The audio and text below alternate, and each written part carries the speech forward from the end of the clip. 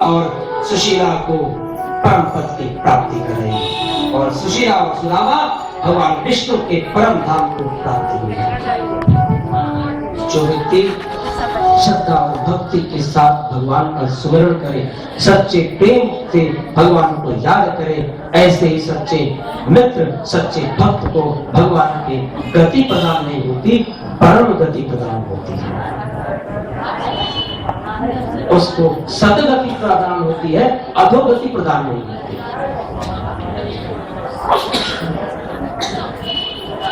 भगवान श्री कृष्ण ने अर्जुन को आशीर्वाद, भगवान श्री कृष्ण ने सुदामा को आशीर्वाद दिया, आप जाओ परम धाम को, आप आनंद हो।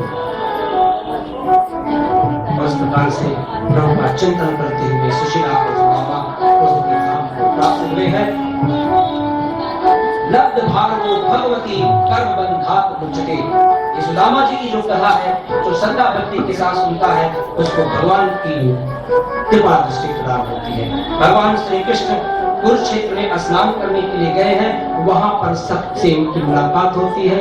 बलराम जी साथ जाते हैं, यहाँ पर देवकी और वसुदेव से मुलाकात करते हैं। यहाँ पर एक बड़ा ही मार्मिक प्रसंग आता है कि भगवान श्री कृष्ण ने देवकी माँ से प्रार्थना की, हे माता आज तो बता तेरी इच्छा क्या है। तो देवकी ने एक ही चीज मांगा, अहो भक्ति भूता नाम विद्यो धृतरसायने मम लब्ध पुत्रार्थ ता प्राप्त दीयते। मेरे जो पुत्र लब्ध अर्थात मृत्यु को प्राप्त है, क्या तू उन्हें लौटा सकता है। प्रभु श्री राम में और श्री कृष्ण में यही अंतर है। श्री कृष्ण ने जिंदे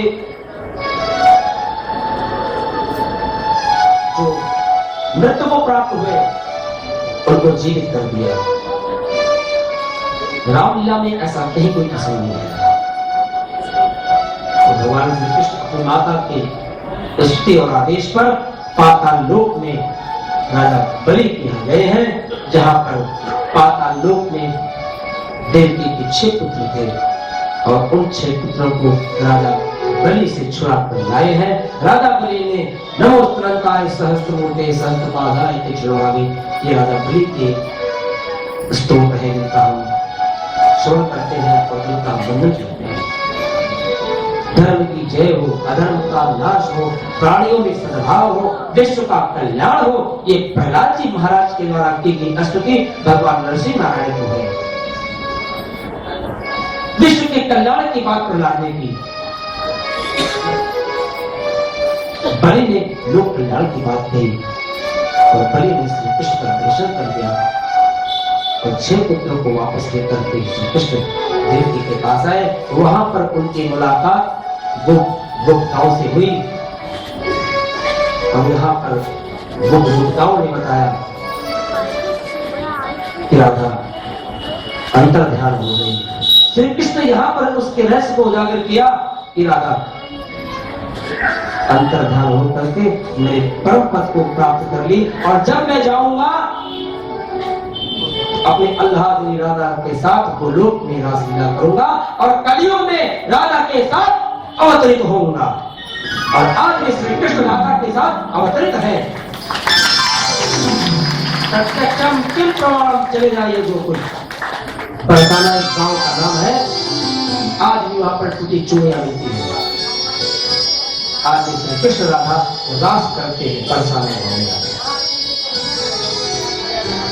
गोलोक से ही उनको श्राप मिला था 100 वर्षों का श्री कृष्ण से वियोग था, जिसमें से 6 मास 27 दिन श्री कृष्ण के साथ राधा ने बिताए। इसके पश्चात राधा गोलोक परम धाम को पहुंच गई। यहाँ पर भी कई प्रकार की किंवदंतियां हैं। कुछ कथाकार कुछ कहते हैं कि श्रीमद् भागवत महापुराण में जो लिखा है हम उन्हीं की बात कर रहे हैं। यहाँ पर यशोदा माता से श्री कृष्ण की मुलाकात होती है। यशोदा प्रेम स्नेह विवर भाव से श्री कृष्ण को अपने गोद में बिठाती है और देवकी धन्यवाद प्रकट करती है कि आपने मेरे पुत्र को संकट में, आपने मेरे पुत्र की रक्षा की। सुखदेव जी कहते हैं यहाँ पर इसी प्रकार से सुभद्रा का विवाह अर्जुन महाराज जी के साथ हुआ और 28 वेद मंत्रों के द्वारा भगवान की स्तुति की गई। जय जय जहाँ दिया भगवान दोष भी पुरा तमसी यदात्मना सर्व रुद्र समस्त भगवान।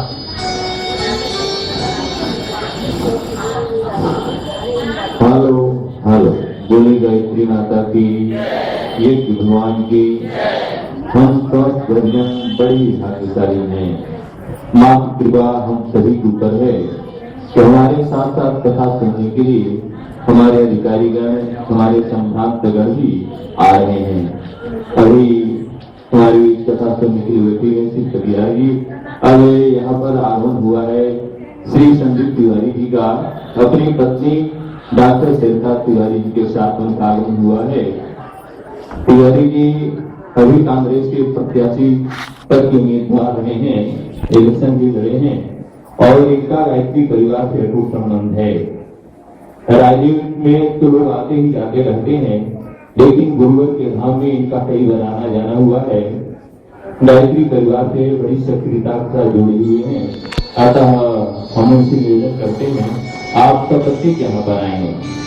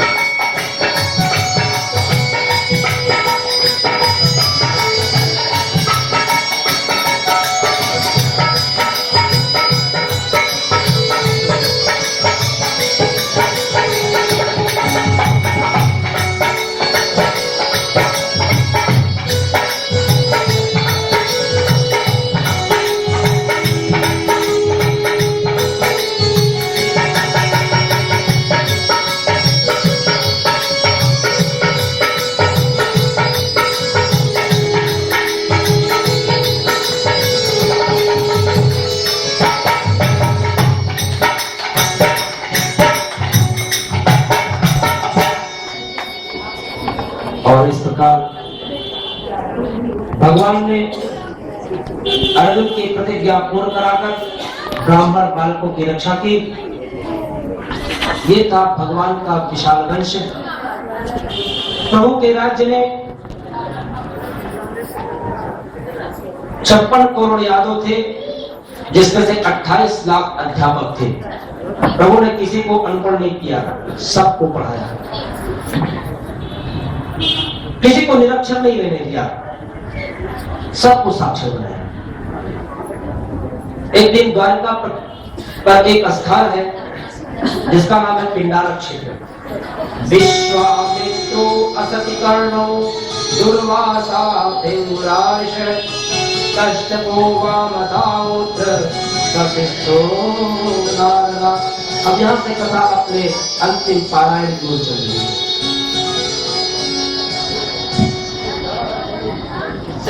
ये पिंडारक नाम क्षेत्र है जहाँ पर कुछ संत आकर विराजमान थे और वहां पर कुछ यदुवंशी बालक खेल रहे थे और वहां पर दुर्वासा ऋषि भी विराजमान। दुर्वासा ऋषि को आया देखकर यदुवंशी बालकों ने सोचा कि ये कौन बाबा है। आपस में लोग चर्चा करने लगे, बड़े प्रतापी बाबा हैं, बड़ी अच्छी भविष्यवाणी करते हैं।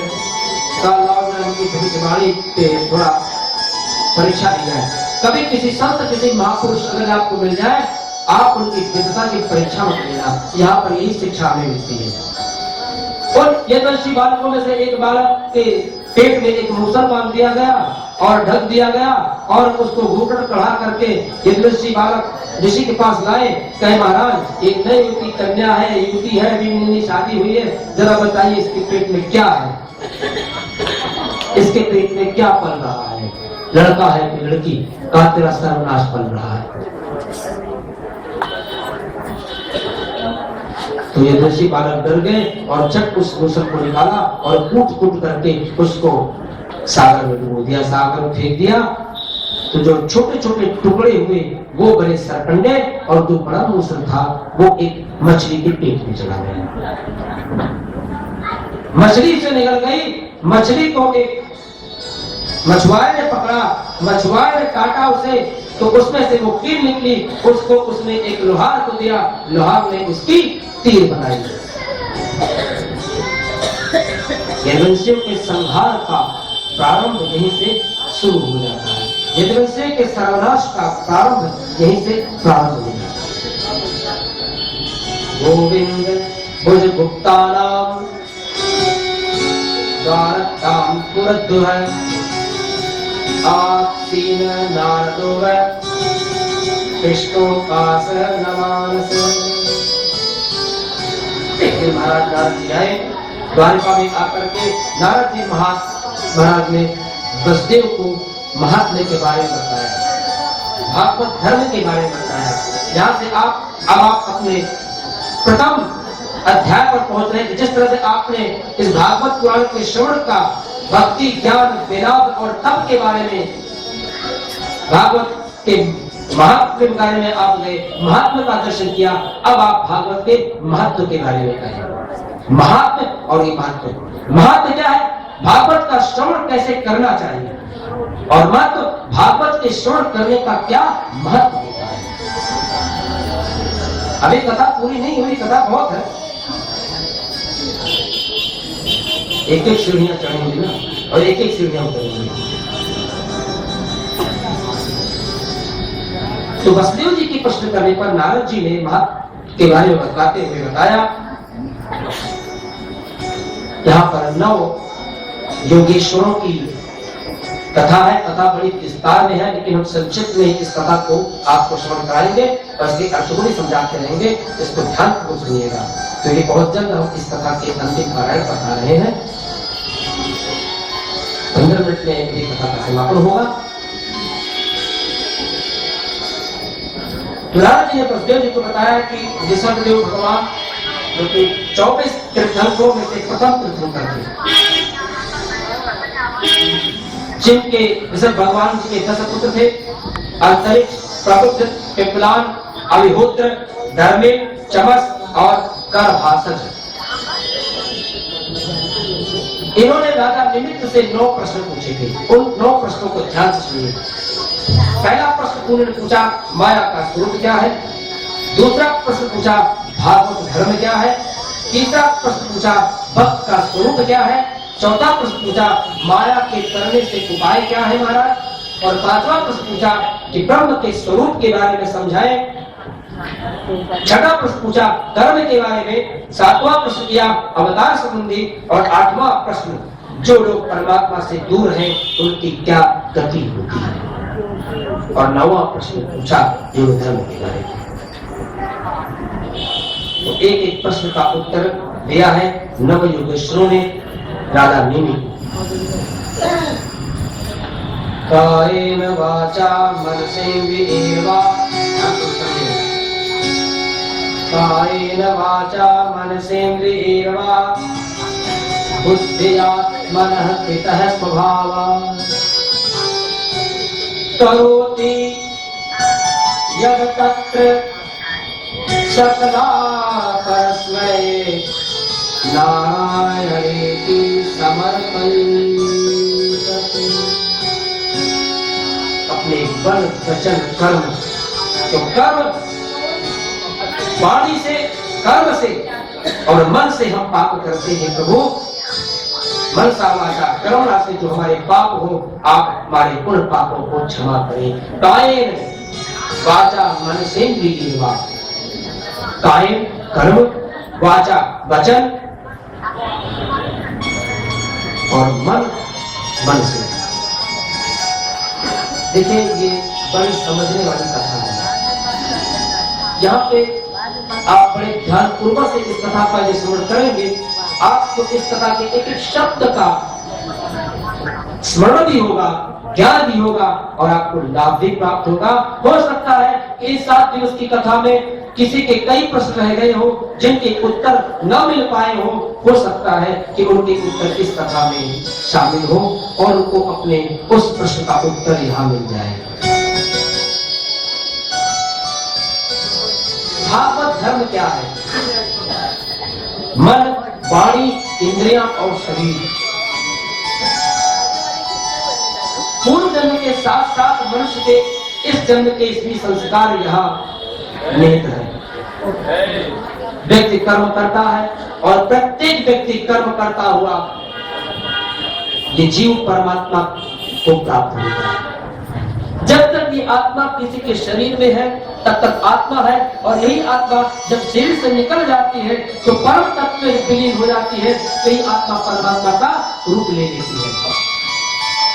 भागवत धर्म करते करते यही भागवत आपका कर्म भागवत धर्म बन जाता है। सच्ची भक्ति, सच्ची श्रद्धा के साथ यदि कोई भी धर्म करोगे, कोई भी कर्म करोगे, तो कर्म धर्म में परिवर्तित हो जाएगा। सत्कर्म ही आपका धर्म है। यही तो है असुरों का संहार। अपनी बुराई को छोड़ो, असुरों का संहार है। सत्विचार मन में लाओ, ये सत्पुरुषों की रक्षा है। और अपने धर्म कर्म से कुछ विमुख न हो, अपने धर्म कर्म पर अडिग रहो, यही है धर्म की स्थापना। परित्राणाय साधूनां विनाशाय दुष्कृताम् धर्म संस्थापनार्थाय संभवामि युगे। सत्पुरुष की रक्षा करने के लिए, असुरों के संहार के लिए और धर्म की स्थापना के लिए मैं प्रकट होता हूँ। तो जिसके मन में असुरों का संहार यानी आपकी दुरात्माएं समाप्त हो जाए, आपके दुर्विचार समाप्त हो जाए, आपके दुर्गुण समाप्त हो जाए, और जब दुर्गुण समाप्त होंगे तो विचार समाप्त होंगे, तो सत विचार आपके मन में प्रवेश करेगा। यही है सत्पुरुषों की रक्षा। और जब सत्पुरुषों की रक्षा हो गई, धर्म की स्थापना हुई, तो नारायण को प्रकट करना नहीं, नारायण प्रकट ही प्रकट है।